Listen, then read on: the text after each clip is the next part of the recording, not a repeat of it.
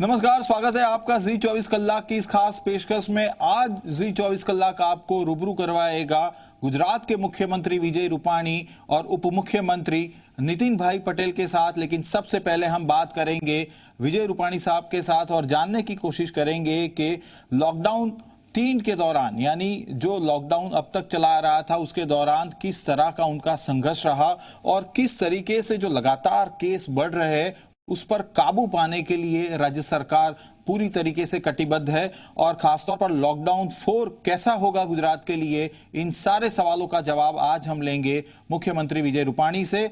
मुख्यमंत्री जी, आपका बहुत बहुत स्वागत है हमारे इस खास कार्यक्रम में। सबसे पहला यही सवाल कि शुरुआती दौर में अगर देखा जाए तो कोरोना संक्रमण पूरी तरीके से गुजरात में काबू में नजर आ रहा था, लेकिन बाद में स्थितियां दिन ब दिन बिगड़ती गई और संक्रमण के मामले लगातार बढ़ते गए। क्या मानते हैं आप, इसके पीछे की प्रमुख वजह क्या है? सबसे पहले तो मैं आपको ये बता दूं कि गुजरात में अभी हालात काफी बेहतर है। अहमदाबाद और सूरत में लगभग 75% केस इन दो शहरों में ही है, इसलिए इन दो शहरों को छोड़ दे तो बाकी की अधिक हिस्से में संक्रमण अधिक नहीं फैला है और इसे रोकने में हम काफी सफल भी हुए हैं। दूसरी बात यह है कि अहमदाबाद और सूरत में जो अचानक से केस बढ़े हैं वो तबलीगी जमात के लोगों के वजह से बढ़े हैं।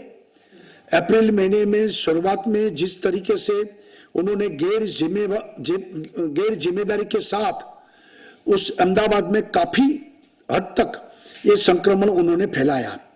देखिए, आपको इस बात का भी समझना होगा कि अहमदाबाद लगभग 600 साल पुराना शहर है। यहाँ काफी घनी बस्तियां हैं और इन बस्तियों में ज्यादातर हमारे अल्पसंख्यक समुदाय के लोग रह रहे हैं। जब तबलीगी जमात वाले केस हुआ तो जमात के लोग इन बस्तियों में गए और लोगों ने खुलेआम मिलते रहे और इन्होंने सरकार से अपनी ट्रैवल हिस्ट्री को भी छिपाया और जिस वजह से अहमदाबाद काफी हद तक संक्रमण फैल गया। हालांकि हमने जल्दी से ट्रेस किया, जांच कराई, पॉजिटिव पाए गए, उनका इलाज कराया और जो संदिग्ध थे उन्हें क्वारंटाइन भी किया। लेकिन कोरोना बहुत ही तेजी से फैलने वाली बीमारी है और थोड़ी सी भी देरी से बहुत नुकसान हो सकता है। अहमदाबाद में यही हुआ है। जब तक हम जमात के सभी लोगों को ट्रेस की, उनकी जांच करवाने पता, और जब तब तक काफी नुकसान हो चुका था। लेकिन इसके बावजूद हमने बिना समय गवाए टेस्टिंग कैपेसिटी भी बढ़ाई, कम समय में अधिक से अधिक संभावित संक्रमित लोगों को पहचान भी किया, सुनिश्चित किया और 15-16 अप्रैल से लेकर 28-29 अप्रैल तक अब तक तो वो ठीक होकर अपने अपने घर भी जा रहे हैं। और मैं आपको बता दूं कि गुजरात में केवल 5253 ही कोरोना के एक्टिव केसेस है। अब तक 3553 ठीक होकर और डिस्चार्ज भी हुए हैं, अपने घर जा चुके हैं और डिस्चार्ज रेट भी हमारा 18% से 38% हो गया है और सही दिशा में हम लोग काम कर रहे हैं। विजय भाई, कोरोना संक्रमण के सबसे ज्यादा मामले अहमदाबाद में सामने आए और उसके बाद कहीं ना कहीं लॉकडाउन को सफल बनाने के लिए आपको सैनिक दलों को और अर्धसैनिक दलों को भी सड़कों पर उतारना पड़ा। उससे कितना फायदा हुआ? कहीं ना कहीं लोग जो घर के बाहर निकल जा रहे थे उनको घर में रखने के लिए और लॉकडाउन को सफल बनाने में वो आपका जो स्टेप था वो कितना कारगर साबित हुआ? लॉकडाउन में काफी फायदा रहा, लेकिन देश भर में अलग अलग राज्यों में लॉकडाउन को कड़ाई से पालन करने के लिए भारत सरकार ने अनेक राज्यों को अर्धसैनिक बल उपलब्ध कराए। इन्होंने स्थानीय पुलिस के साथ मिलकर लॉकडाउन का अच्छी तरह से किस तरीके से अच्छा पालन हो यह सुनिश्चित किया। हमने पहले पुराने अहमदाबाद क्षेत्र में कंटेनमेंट जोन घोषित किया है और लोगों से अनुरोध भी किया कि अपने अपने घरों में रहे। पुलिस और अर्धसैनिक बलों की मदद से अहमदाबाद में अच्छा काम हुआ। मुझे आपको बताते हुए खुशी हो रही है कि आज अहमदाबाद में स्थिति नियंत्रित में है और अहमदाबाद में कोविड के अधिकतम मरीज ठीक होकर वापस जा रहे हैं और कानून व्यवस्था को मजबूत बनाने और संक्रमण में बहुत अच्छी व्यवस्था बने, ये हमारी रणनीति को, ये जो फोर्स हमको मिला, इससे सकारात्मक परिणाम हमें काफी मिले हैं। जी, एम्स के डॉक्टर्स की टीम ने भी अहमदाबाद का दौरा किया और खासतौर पर जिस तरीके की मेडिकल सुविधाएं मुहैया करवाई जा रही है मरीजों को, उसका भी दौरा किया। हमारे एसवीपी अस्पताल से लेकर सिविल अस्पताल में भी वो गए। क्या फायदा हुआ और किस तरीके से उन्होंने क्या हिदायतें दी जिसके कारण कहीं ना कहीं अब आने वाले समय में इस संक्रमण को आप रोक पाएंगे? एक्चुअली महामारी में इस मुश्किल समय में किसी भी क्षेत्र के सीनियर डॉक्टर हो, अफसर हो, स्वास्थ्य क्षेत्र के या पुलिस विभाग के भी, कोई भी अन्य क्षेत्र के भी अनुभवी अफसर या डॉक्टर हमेशा काम आते हैं। जी, कोविड-19 एक नई वैश्विक महामारी है, हमारे लिए भी नई है। आज पूरा विश्व इससे बचने के अलग अलग तरीके ढूंढ रहे हैं।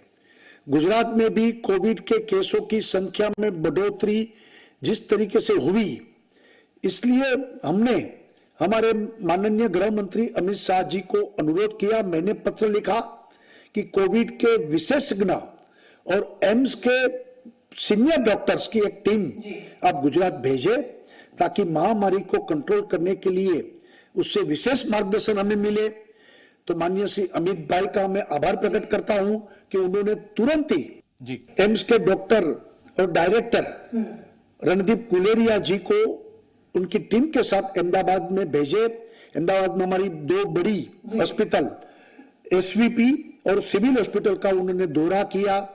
वहां की टीम के साथ ट्रीटमेंट प्रोटोकॉल का उन्होंने चर्चा विचारणा की, उसका संतोष भी व्यक्त किया। इतना ही नहीं, उन्होंने ये भी कहा कि सिविल हॉस्पिटल और एसवीपी हॉस्पिटल में जो ट्रीटमेंट प्रोटोकॉल है वो एम्स के जैसा ही है, लेकिन मरीज जो है वो देरी से आते हैं, उसको फर्स्ट स्टेज में ही आ जाना चाहिए। देरी से आते हैं तो इसके कारण हम बचाने में उसके लिए मुश्किल होती है। तो मैं समझता हूं कि हमारी तैयारियां परफेक्ट है और हम कोरोना की लड़ाई में अवश्य विजय की और तेजी से अग्रसर बनेंगे। जी, खासतौर पर आपसे ये भी जानना चाहेंगे कि कोरोना संक्रमण को रोकने के लिए हाइड्रोक्सी क्लोरोक्विन जो दवाई है वो काफी कारगर साबित होती है। तो और गुजरात में ही बड़ी 3 कंपनियां हैं जो इस दवा का उत्पादन करती है, विदेश में भी इस दवाई को भेजा जाता है। क्या इससे संक्रमण काबू में आ पाएगा या जो आपके पास जो गुजरात में जो मरीज है उन मरीजों का इलाज इससे हो रहा है, क्या कहेंगे आप? देखिए, कोरोना का कोई भी इलाज अभी तक दुनिया के पास नहीं है, लेकिन कुछ दवाइयां जैसे रेमडेसिविर, लोपनाविर, इंटरफेरॉन और हाइड्रोक्सी क्लोरोक्विन, जिसके अच्छे परिणाम अलग अलग लोगों को अलग अलग देश में मिले हैं। मैं समझता हूं कि गुजरात काफी भाग्यशाली है कि यहां हमारी फार्मा कंपनियां बड़े पैमाने पर काम कर रही है, जैसे सन फार्मा, कैडिला जाइडस, जैसे हमारे यहाँ क्लैरिस से लेकर बहुत सारी कंपनियां विश्व की अग्रणी कंपनियों में से केवल गुजरात और भारत देश बल्कि दुनिया के लिए दवाइयां की आपूर्ति करने के लिए सक्षम है। गुजरात में भी हाइड्रोक्सी क्लोरोक्विन दवाइयां पर्याप्त मात्रा में उपलब्ध है और हमने काफी मरीजों और काफी प्रिवेंटिव के लिए भी और मरीजों के लिए भी उसका उपयोग करने के लिए जो प्रोटोकॉल के गाइडलाइन के अनुसार, आईसीएमआर के गाइडलाइन के अनुसार मरीजों के राहत कैसे मिले उसमें उपयोग भी किया है। जी, कोरोना संक्रमण को रोकने के लिए मास्क और सैनिटाइजर एक अहम भूमिका निभाते हैं और कहीं ना कहीं शुरुआत के समय में इन दोनों चीज़ों के दाम जो है वो काफ़ी बढ़े हुए नज़र आते थे। तो क्या अब वो सही दामों में लोगों को मुहैया करवाए जा रहे हैं? क्या स्थिति है खास तौर पर गुजरात में? वैसे तो गुजरात में फिलहाल ऐसी स्थिति नहीं है, हालांकि शुरुआत में ऐसी स्थिति का निर्माण जरूर हुआ था जहां लोगों ने सैनिटाइजर और मास्क को बड़े स्तर पर खरीदना शुरू किया उन्हें ऐसा लगता था कि मार्केट में सप्लाई कम है और यदि उनके पास मास्क और सैनिटाइज खत्म हो गया तो वो क्या करेंगे। लेकिन हमने लॉकडाउन के दौरान बड़े स्तर पर लोकल लेवल पर ही मास्क सैनिटाइजर का प्रोडक्शन भी किया। हमारे अलग अलग इनोवेटर्स इंडस्ट्रियलिस्ट ने भी तुरंत ये सब बनाया। वेंटिलेटर भी हमारे यहाँ के लोगों ने बनाया और हमारे इस प्रोएक्टिव अप्रोच के साथ आज गुजरात में न तो सामान्य मास्क की कमी है, न ट्रिपल लेयर मास्क की कमी है, न N95 मास्क की भी कमी है और किसी भी प्रकार के सैनिटाइजर की भी कोई कमी नहीं है। हमने केवल दवाइयों बल्कि अनाज, किराना, दूध, फल, सब्जियां की आपूर्ति को भी सुनिश्चित किया है और इन सप्लाई चेन की वजह से आज मार्केट में सैनिटाइजर और मास्क पर्याप्त मात्रा में उचित दाम पर आज भी उपलब्ध है। जी बिल्कुल, आज पूरा देश कोरोना संक्रमण के खिलाफ एकजुट होकर लड़ रहा है और ऐसे में कांग्रेस की ओर से एक आरोप ये लगाया जा रहा है कि नमस्ते ट्रंप के कार्यक्रम जो हुआ था, नमस्ते ट्रंप कार्यक्रम, जिसके कारण गुजरात में संक्रमण फैला है, ऐसे समय में भी ये राजनीति हो रही है। क्या कहेंगे आप, इस तरह के आरोपों का जवाब आप किस तरीके से देंगे? ये हमारा दुर्भाग्य है कि हमारे पास कांग्रेस जैसा गैर जिम्मेवार विपक्ष है। गुजरात में भी कांग्रेस ही विपक्ष है। मैं मानता हूं कि नमस्ते ट्रंप कार्यक्रम पर सवाल उठाना कांग्रेस की संवेदनहीनता और दिशाहीनता उसमें दिखाई पड़ती है। आप इस बात को जानते हैं कि नमस्ते ट्रंप का भव्य कार्यक्रम 24 फरवरी को अहमदाबाद में सफलतापूर्वक हुआ था। इस समय कांग्रेस ने इस कार्यक्रम में होने वाले खर्च के आंकड़े को बढ़ा चढ़ाकर जनता को गुमराह करने की कोशिश की थी।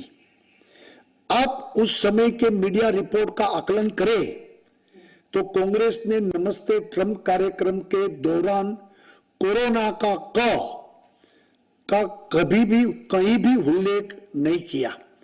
मेडिकल साइंस कहती है कि 7 दिन में कोरोना के लक्षण डेवलप होते हैं। यदि नमस्ते ट्रंप का कार्यक्रम जिम्मेवार माने तो 24 फरवरी से 7 दिन गिने तो मार्च के पहले सप्ताह में गुजरात में कोरोना का एक भी केस आया नहीं है। आ जाना चाहिए था, जबकि गुजरात में पहला केस 19 मार्च को आया और वो केस भी दुबई से आए हुए एक प्रवासी भारतीय का केस था। मैं यह स्पष्ट रूप से कहना चाहता हूं कि कांग्रेस एक क्रोकोडाइल, हमारे जिन्हें कहने के टीयर्स ऑफ क्रोकोडाइल, कांग्रेस घड़ियाली आंसू बहा रही है। मार्च के अंत में जब गुजरात में कोरोना के खिलाफ लड़ाई की शुरुआत हो चुकी थी, उस समय कांग्रेस के सभी विधायक, वरिष्ठ नेता जयपुर के रिसोर्ट में स्विमिंग पूल में डुबकी लगा रहे थे। मैं आपको बता दूं कि कोरोना के संकट के बीच कांग्रेस ने वोट बैंक की राजनीति कर रही है। यह हकीकत है कि गुजरात में जो केस बढ़े वो नमस्ते ट्रंप कार्यक्रम की वजह से नहीं बल्कि तबलीगी जमात की वजह से बढ़े हैं और तबलीगी जमात के लोगों को बचाने के लिए और इस मुद्दे को लोगों का ध्यान हटाने के लिए कांग्रेस अब नमस्ते ट्रंप कार्यक्रम का मुद्दा बना रही है, जो शर्म की बात है। सुविधा और अवसरवादी राजनीति करने वाली कांग्रेस को इसलिए जनता ने पूरी तरह से नकार दिया है और उनकी औकात दिखा दी है। जी बिल्कुल, एक बड़ा मसला ये भी है कि कहीं ना कहीं जो मजदूर है, जो परप्रांतीय मजदूर है, उनको अपने वतन भेजने की भी एक बड़ी चुनौती राज्य सरकार के सामने है, आपके सामने है। किस तरीके से आप इस चुनौती का निपटारा कर रहे हैं फिलहाल, और किस तरह की योजनाएं खास तौर पर इन मजदूरों को अपने वतन भेजने के लिए आपकी सरकार की ओर से बनाई गई है? जी देखिए, गुजरात एक औद्योगिक और प्रगतिशील राज्य है। पूरे देश के लोग रोजगार की तलाश में गुजरात में आते हैं।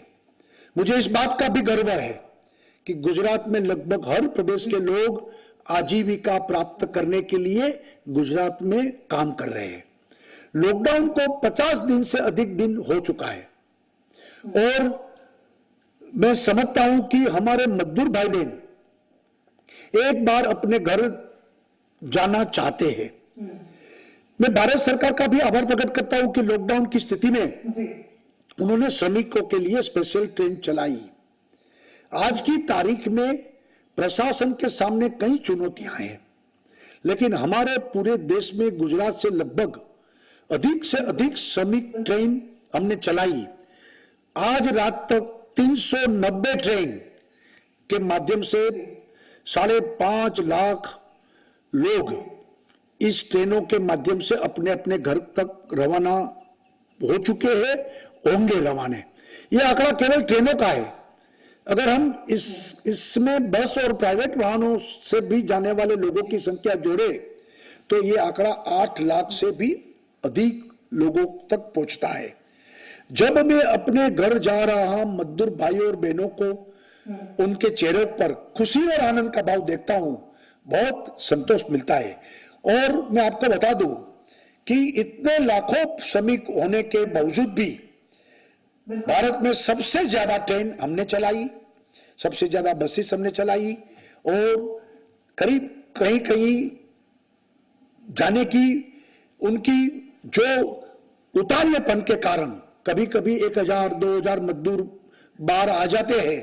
हम उनको समझाते हैं, उनकी व्यवस्था करते हैं और जाने वालों सबको खाना भी उनके साथ देते हैं, पानी की बोतल भी देते हैं और पूरी व्यवस्था करते हुए उनको अपने गांव भेजते हैं। जी बिल्कुल। और खासतौर पर एक ये बात भी आपसे जानना चाहेंगे कि लॉकडाउन के कारण गुजरात के रोजगार है, जो कारोबारी हैं और उन पर भी काफ़ी एक बड़ा असर हुआ है और आने वाले समय में जो राजस्व का घाटा हुआ है राज्य सरकार को, इसका निपटारा राज्य सरकार कैसे करेगी? देश की कुल आबादी का मात्र 5% वाला गुजरात देश की कुल जीडीपी में 7% का योगदान देती है। गुजरात की यह उपलब्धि यहाँ के व्यापार, उद्योग, मैन्युफैक्चरिंग यूनिट से है। चूंकि लॉकडाउन है और सभी उद्योग धंधे काफी मुश्किल में है, इसलिए जाहिर सी बात है कि गुजरात में रेवेन्यू जनरेशन पर काफी बड़ा प्रभाव पड़ा है। लेकिन अभी गुजरात की अर्थव्यवस्था को लेकर भी चिंता वाली कोई बात नहीं है। केंद्र सरकार के दिशा निर्देशन का पालन करते हुए 20 अप्रैल से हमने उद्योग धंधों को शुरू करने की निर्णय कर दिया है और शुरू भी हुआ है। आपको ये जानकारी देकर मैं खुश हो रहा हूं क्योंकि गुजरात में अब तक 45,000 से ज्यादा अधिक उद्योग चालू हो गए हैं। 8 लाख से अधिक लोग काम भी कर रहे हैं। जल्दी ही हम उद्योग और व्यापार की गतिविधियों को सामान्य में स्थिति में ला रहे हैं। लेकिन पिछले 2 महीने से हमारे रेवेन्यू लॉसेस काफी हुआ है, काफी असर भी हुआ है। फिर भी हम गरीबों के लिए भी चिंता करते हैं और हम उद्योग जल्दी से चालू हो और रेवेन्यू जल्दी से मिलित हो, इसके बारे में भी काफी कदम उठा रहे हैं। मुझे पूरा भरोसा है कि जो लॉसेस हुआ है तो आने वाले दिन में केंद्र सरकार ने जो 20 लाख करोड़ का जो पैकेज दिया है और इसके साथ तालमेल मिलाकर गुजरात भी काम करेगा तो जल्दी से हम भी उसमें से बाहर निकलेंगे। चलिए अब किसान की बात भी कर लेते हैं। खासतौर पर किसान एक ऐसी कम्युनिटी है जिस पर लॉकडाउन का सबसे ज़्यादा बुरा असर हुआ है और ख़ासतौर पर गुजरात जबकि कपास और मूंगफली की पैदावार में सबसे आगे हैं, ऐसे में कहीं ना कहीं लॉकडाउन का जो एक नेगेटिव इम्पैक्ट इन चीज़ों की पैदावार पे पड़ा है उसको कैसे भरपाई करने जा रही है और ख़ासतौर पर किसानों को राहत देने के लिए राज्य सरकार की ओर से किस तरह के कदम उठाए गए हैं? हमने लॉकडाउन के दौरान ही किसान भाइयों के हित को ध्यान में रखते हुए तुरंत ही कदम उठाए थे। शुरू में ही उनको खेती, किसानों को कृषि की जो कुछ छूट होनी चाहिए वो हम कर रहे हैं और उसके खेतों में उनके जाने की अनुमति भी दी थी। उनकी जो फसल खड़ी है उनको काटने की भी अनुमति दी थी और हमारे जो किसानों की एपीएमसी यानी कि उनकी जो मंडी होती है उसको भी तुरंत चालू कराया था, और किसानों को रबी फसलों की कटाई और धुलाई और मार्केटिंग यार्ड तक उनको पहुंचाने के लिए परमिशन भी दी है। हम न्यूनतम समर्थन मूल्यों पर किसानों की रबी फसलों को भी खरीद कर रहे हैं। आपको जानकर खुशी होगी कि अब तक हमने 40 लाख क्विंटल कृषि उत्पादकों की खरीदी मार्केटिंग यार्ड से माध्यम से कर ली है, और 40 लाख क्विंटल का जो कीमत होती थी उनका पैसा भी किसानों के जेब में चला गया है। साथ ही हमने गेहूं, अरहर, चना, सरसों, कपास को एमएसपी पर खरीदने का बड़ा कार्य हमारा चल रहा है, और उनको किसानों को सही दाम मिले इस पर पूरी व्यवस्था की है। टेक्नोलॉजी की भी मदद की है, सोशल डिस्टेंस का भी पूरा ख्याल रखा है, और किसानों को खाद बीज और कीटनाशक दवाया का भी हमने उपलब्ध करवाया है। और प्रधानमंत्री किसान सम्मान निधि की तरह 2,000 रुपये हमने एडवांस में पेमेंट भी किसानों के खाते में कर दिया है जी। तो इस तरीके से 950 करोड़ रुपया किसानों के खाते में ट्रांसफर भी कर दिए है। दूसरा एक सबसे बड़ा सवाल ये भी है कि जो फ्रंटलाइनर्स है, खास तौर पर कोरोना के साथ सीधी लड़ाई में उनकी एक अहम भूमिका है। खास तौर पर अगर बात की जाए पुलिस कर्मियों की या स्वास्थ्य कर्मियों की, वो सीधे तौर पर कोरोना से लड़ाई आज लड़ रहे हैं। ऐसे में राज्य सरकार की ओर से किस तरह की योजनाएं उनको प्रोत्साहित करने के लिए बनाई गई है, और उसका फायदा कहीं ना कहीं राज्य को आज क्या हो रहा है, किस तरीके से हो रहा है? देखिए, कोरोना के इस संकट काल में जो फ्रंट लाइन वॉरियर्स है उन्होंने बहुत अच्छाई और पूरे समर्पण भाव से ही अपनी जिम्मेवारी निभाई है। मैं आपके माध्यम से अपने राज्य के फ्रंट लाइन वॉरियर्स, जिसमें doctors, nurses, paramedical staff, health कर्मचारी, पुलिस कर्मचारी, सफाई कर्मचारी, म्युनिसिपल कर्मचारी, सभी लोगों को अपनी जान की परवाह किए बिना कोरोना के संकट काल में अपने कर्तव्य को निभा रहे हैं, इसके लिए मैं धन्यवाद करना चाहूंगा। हमने ये सुनिश्चित किया है कि इसका सम्मान, आदर समाज के हर वर्ग द्वारा किया जाए। हम सभी के मन इनके लिए आदर और सम्मान का भाव है। मैंने घोषणा की है, यदि कोरोना के संक्रमण की वजह से राज्य के लिए काम कर रहे किसी भी कर्मचारी का दुखद मृत्यु होती है तो राज्य सरकार उनके परिवार को 25-25 लाख रुपए की आर्थिक मदद करेगी।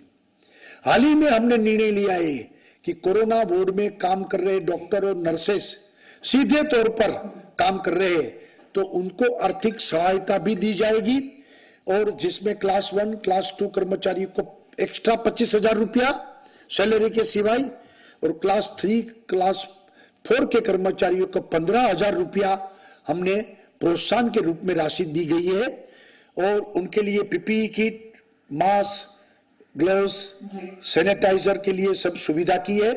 और पुलिस, होमगार्ड, डॉक्टर, नर्स, सफाई कर्मचारी के साथ कोई हिंसा का दुर्व्यवहार करेगा तो उसको हमारे जो कड़े कानून है, पासा जैसे कड़े कानून के तहत उनको जेल में भेजने का आदेश किया है, और अभी तक 40 अधिक लोगों को हमने जेल में भी भेजा है। बिल्कुल, जिस तरीके से आने वाले समय में लॉकडाउन 4 को भी लागू किया जाना है, और ऐसे में कहीं ना कहीं जो छात्र हैं, स्कूल के छात्र हैं, कॉलेजेस के छात्र हैं, उनकी पढ़ाई में भी काफ़ी बड़ा नुकसान हो रहा है। तो आने वाले समय में उनके लिए और खासतौर पर शिक्षा प्रणाली जो राज्य की है उसमें किस तरीके से आप बदलाव देखते हैं, और किस तरीके से इन लोगों को राहत दी जाएगी? जी। 10वीं और 12वीं कक्षा के अलावा मार्च महीने के पहले सप्ताह में ही हमने बाकी कक्षाओं की एजुकेशन को ऑनलाइन कर दिया था। सभी बच्चों ने ऑनलाइन क्लासेस के माध्यम से अपने अपने कोर्स को पूरा किया। इसके अलावा देश में पूर्ण रूप से लॉकडाउन लागू होने के बाद हमने 1 से 9 और 11वीं कक्षा के छात्रों को बिना परीक्षा प्रमोट करने का भी निर्णय कर लिया है। अभी गर्मी की छुट्टियां चल रही है, मुझे आशा है कि जुलाई के महीने में स्कूलों को खोलने का समय भी इस हालात को देखते हुए आज से कहीं अधिक बेहतर होगा ऐसा लगता है, और हम आगे हालात के अनुसार छात्रों और स्कूलों के हित में आगे बढ़ेंगे। और 10वीं और 12वीं कक्षा का जो परीक्षा हुई उसका पेपरों का मूल्यांकन भी खत्म हो रहा है, उसका रिजल्ट्स भी हम जून में दे देंगे। नीट और जेईई उनके लिए भी छात्रों को ऑनलाइन एग्जाम की जो भारत सरकार ने घोषणा की है उसके भी प्रिपरेशन ऑनलाइन चल रहा है, तो एजुकेशन में उनकी गंभीर असर न पड़े और आने वाले दिन में धीरे धीरे हम रूटीन करेंगे। जी बिल्कुल, आने वाले समय लॉकडाउन 4 का भी ऐलान होने वाला है। ऐसे में अब कोरोना के साथ लोगों को जीना पड़ेगा, कोरोना के साथ ही उनको अपने धंधे रोजगार पर जाना होगा। तो इस स्थिति में किस तरीके से इस वायरस के साथ लोगों को आप जीना सिखाएंगे और खास तौर पर किस तरह की हिदायत देना चाहते हैं गुजरात की जनता को कि किस तरीके से आने वाले समय में जो स्थिति है वो एक बार फिर से सामान्य हो और खास तौर पर लोगों का जनजीवन है वो एक बार फिर से पटरी पर लौट आए? बात सही है कि कब तक ये चलेगा, लंबा चलेगा कि नहीं चलेगा, ये प्रश्नार्थ है। लेकिन कोरोना के साथ जीना पड़ेगा, हमें इस कोरोना के साथ जीना सीखना ही होगा। यह एक लंबी लड़ाई है और इसमें पूरे देश को एकजुटता के साथ लड़ने की जरूरत है। गुजरात भी इसके लिए पूरी तरह तैयार है। मौजूदा हालात के साथ साथ भविष्य की तैयारियों पर हमें ध्यान रखना है। मेरी लोगों से अपील है कि रोजिंदी हमारी दैनिक जो काम करते हैं वो आने वाले दिन में करना पड़ेगा, लेकिन मास्क भी पहनना पड़ेगा, बार बार हाथ धोना भी पड़ेगा, साफ सफाई का ख्याल रखना पड़ेगा, सोशल फिजिकल डिस्टेंसिंग उसको भी बनाए रखना पड़ेगा। जैसे एक्टिविटी को अपनी जीवन शैली का अंग बनाना पड़ेगा और लोगों को सहयोग रहे तो सरकार कोई भी बड़ी विपदा से भी निपट सकती है। हमें अपने प्रधानमंत्री नरेंद्र भाई मोदी का जो सूत्र है, जान भी और जहान भी, उनको अपनाना पड़ेगा। तो उस तरीके से हमें आगे बढ़ना पड़ेगा।